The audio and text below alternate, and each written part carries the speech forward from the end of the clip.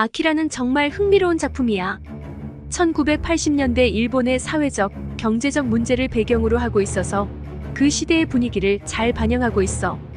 이제 구체적인 사건과 장면을 통해 설명해 볼게. 네오 도쿄의 혼란.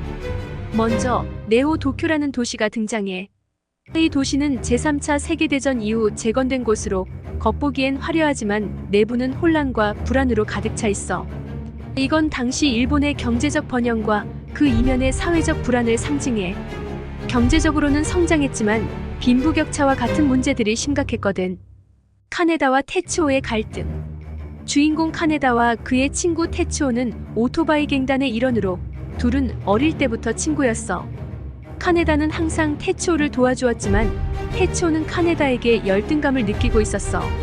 어느 날 테츠오가 이상한 아이와 부딪히면서 이야기가 시작돼. 그 아이는 정부의 비밀 실험에 의해 초능력을 가지게 된 아이였어.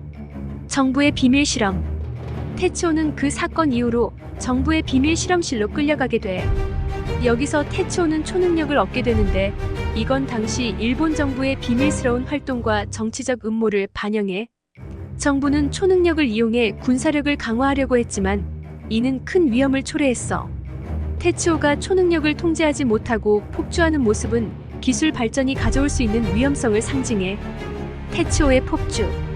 테츠오는 초능력을 얻게 되면서 점점 더 강해지고 결국에는 통제 불능 상태가 돼. 그는 자신의 힘을 과시하며 도시를 파괴하기 시작해. 이 장면은 기술 발전이 인간성 상실과 윤리적 문제를 초래할 수 있다는 우려를 반영해. 테츠오의 폭주는 경제적 소비와 기술 발전이 가져올 수 있는 부작용을 상징해. 카네다의 결단. 카네다는 친구인 테츠오를 막기 위해 나서게 돼. 그는 테츠오를 설득하려 하지만 테츠오는 이미 폭주 상태였어. 결국 카네다는 테츠오와 맞서 싸우게 돼. 이 장면은 친구 사이의 갈등과 그로 인한 고통을 잘 보여줘. 카네다는 테츠오를 막기 위해 모든 것을 걸고 싸우지만 결국 테츠오는 자신의 힘을 통제하지 못하고 파멸하게 돼. 결말과 교훈. 결국 테츠오는 자신의 힘을 통제하지 못하고 폭발하게 돼. 이 장면은 경제적 불평등과 기술 발전이 가져올 수 있는 위험성을 경고하는 메시지를 담고 있어. 아키라는 단순한 SF 애니메이션이 아니라 당시 일본 사회의 복잡한 문제들을 반영한 깊이 있는 작품이야. 빈부격차와 사회적 불안. 네오 도쿄는 급격한 경제 성장과 함께 빈부격차가 심화되었고 상위 10%의 부유층은 고급 주택과 사치품을 누리며 호화로운 생활을 하는 반면 하위 10%의 빈곤층은 기본적인 생활조차 유지하기 어려운 상황에 처해 있어. 이러한 경제적 불평등은 사회적 불안을 초래했어.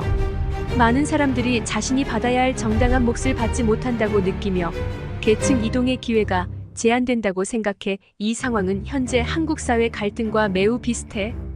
특히 저임금 비정규직 일자리가 노동시장의 절반 이상을 차지하고 부동산 가격이 천정부지로 치솟으면서 평생 저축해도 집 한 채 장만하기 어려운 현실이 되었고, 이러한 상황은 사회적 불만을 증폭시키고 범죄율 증가와 같은 사회적 문제를 야기했어.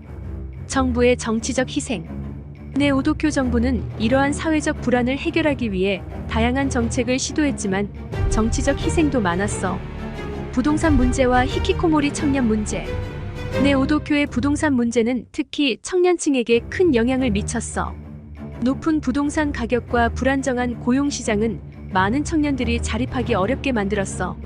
이로 인해 히키코모리, 즉 은둔형 외톨이 청년들이 증가했고, 일본에서는 전체 인구의 1.5%에 해당하는 약 146만 명이 히키코모리로 생활하고 있으며 이들은 사회적 활동을 회피하고 집안에 머무르는 생활을 하고 있고, 일본 영화를 보면 이런 사회 주제들이 자주 볼 수 있어. 히키코모리 문제는 단순히 개인의 문제가 아니라 가족과 사회 전체의 문제로 확대되고 있고, 80대 부모가 50대 히키코모리 자녀를 부양하는 8050 문제가 대표적이며, 이러한 상황은 가족 내 갈등을 초래하고 사회적 고립을 심화시켜 일본 정부는 히키코모리 문제를 해결하기 위해 다양한 지원 정책을 시행하고 있지만 자립 지원에 초점을 맞추다 보니 한계가 있고, 이 문제는 사실상 일본 정부가 기회를 잃어버린 청년에게 압박하면서 이 청년들은 두 가지로 사회 반응으로 나타났어. 사회 반항하는 문제를 일으키는 집단과 사회 적응을 포기한 사토리 세대를 만들었어. 사토리 세대는 일본의 젊은 세대를 일컫는 말로 이들은 물질적 욕망에서 벗어나 불교의 깨달음을 이룬 것처럼 보이지만 실제로는 경제적 현실과 사회적 압박으로 인해 야망과 희망을 포기한 세대야. 이 세대가 왜 생겨났는지 그리고 그 배경을 좀 더 자세히 설명해 줄게. 경제적 배경. 사토리 세대는 1980년대 중반부터 1990년대 중반에 태어난 사람들로 일본의 버블 경제 붕괴 이후 성장했어. 버블 경제는 1980년대 후반부터 1990년대 초반까지 일본의 경제가 급격히 성장한 시기를 말해. 하지만 이 버블이 터지면서 일본 경제는 큰 타격을 입었고 잃어버린 20년이라는 장기 불황에 빠지게 되었어. 이 시기에 태어난 사토리 세대는 경제적 불확실성과 취업난을 겪으며 자랐어. 부모 세대가 누렸던 경제적 번영을 경험하지 못하고 오히려 경제적 어려움 속에서 자라난 이들은 자연스럽게 물질적 욕망을 줄이고 현실에 안주하는 경향을 보이게 되었어. 사회적 배경. 사토리 세대는 또한 사회적 압박과 기대 속에서 자라났어. 일본 사회는 전통적으로 높은 학력과 안정된 직장을 중시하는 문화가 강해. 하지만 경제 불황으로 인해 안정된 직장을 구하기 어려워지면서 많은 젊은이들이 좌절감을 느끼게 되었어. 이들은 더 이상 높은 목표를 추구하기보다는 현재의 삶에 만족하며 살아가는 방식을 선택하게 되었어.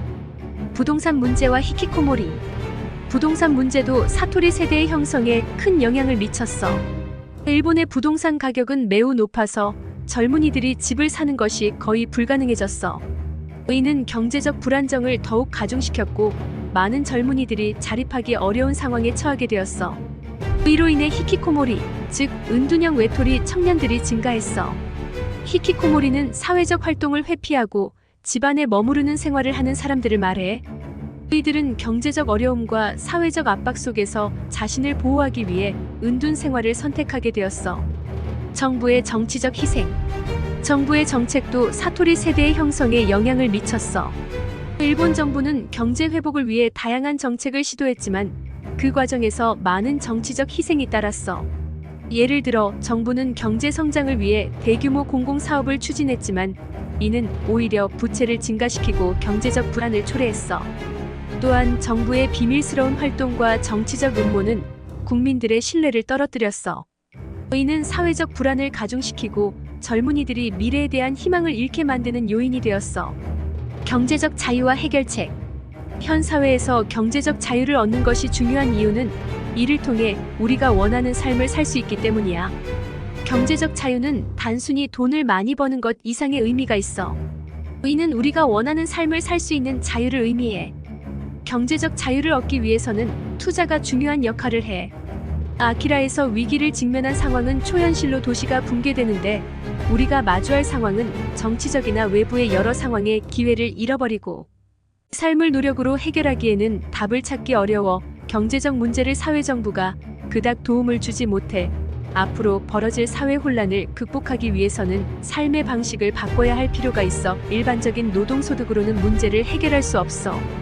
그래서 사회에 대한 인지 위기에 대한 생각이 앞으로 살아갈 방법을 생각해야 할 필요가 있어. 우리도 다양한 투자 전략을 사용해야 해. 자본을 움직이는 것 자체가 어떤 보장성에서 어려워지는 일이야. 울타리에 나가면 야생동물로 가득하지만 우리에 머물면 안전할 것 같지만 먹이가 되고 말아 울타리에 벗어나야 내 삶과 안전을 스스로 선택할 수 있다는 점을 꼭 인지했으면 해.